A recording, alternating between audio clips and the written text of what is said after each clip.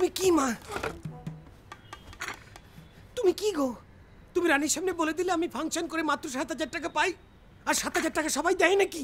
তুমি জানো না মা, অর্ধেক জায়গায় ইরেং করে গাল টিপে হাতে ফুল ধরিয়ে 2-3 হাজার টাকা দিয়ে সুনুমুনো করে মিষ্টি প্যাকেট দিয়ে বার করে দেয়।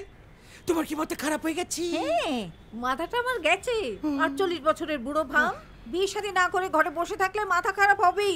কোন কালে অন্তরা বলে একটা মেয়েকে নিয়ে এসেছিলি, ভারী মিষ্টি দেখতে, ভেবেছিলাম ওটাকেই বিয়ে করবি। ও মা, কোথায় কি? তার তো কোনো নামগন্ধই শুনি না। কত যত্ন করে সিন্ধুকে বালা, হার, সোনার গহনা সব রেখে দিয়েছি ওই অন্তরাকে দেব বলে।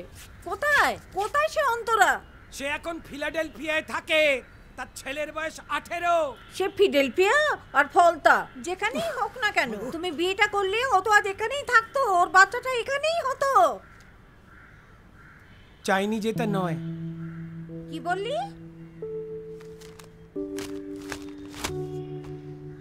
আমি চাইনি এমন নয়, কিন্তু বললে ওই মেয়ে রাজি হতো না। কেন রে? ওই সবাই না ওপর থেকে আর কি শিল্পীদের তুলুগুলু মানুষনা সম্মান টমান সমস্ত দেখায়। যে বিয়ে থা সংসারের কথা ওঠে অমনি পুরুত সব পালিয়ে যায়। শিল্পী সে তুমি নাটক করো, গান করো, ছবি আঁকো, যা খুশি করো আর কি, প্রচুর সম্মান, প্রচুর ভালোবাসা। এদিকে ইনকামের কথা উঠলেই ঘোড়ার ডিম। তুমি যাই করতে যাও না কেন একজন বাবু পেয়ে যাবে। তুমি বাবু যা বলবে তোমাকে তাই করতে হবে। তুমি যেই বলবে যে না আমি এটা করবো না, সঙ্গে সঙ্গে তুমি বাদ। যদি বলো যে আমার পারিশ্রমিক এত পয়সা, আমি 7,000 গান গাইবো না, সঙ্গে সঙ্গে 1 লাথি মেরে পেছনে বার করে দেবে, অন্য শিল্পীকে দিয়ে 1 করে গান গাইয়ে দেবে 2,000 টাকায়। কি করবে? কোনো নিশ্চয়তার ব্যাপার নেই তো।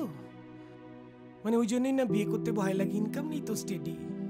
ধরো এখন যদি কাউকে আমি বিয়ে করে নিয়ে আসি, মা আমি খাওয়াবো কি? মা একটা কথা বলো, আচ্ছা আমি কি তোমার খেয়াল রাখতে পারি না? বউ আনতেই হবে। বাজে কথা বলিস না তো।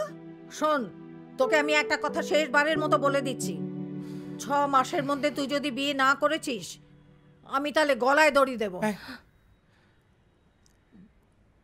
গলায় দড়ি? সে যাই করো, ছাদ থেকে ঝাঁপ দেওয়াটা খুব খারাপ। এইটা যেন কোনোদিন স্বপ্নে ভেবো না। আসছি। যবে থেকে বয়স পেল 2 কুড়ি ঘরে, হামেশাই মন খুব উড়ু উড়ু করে।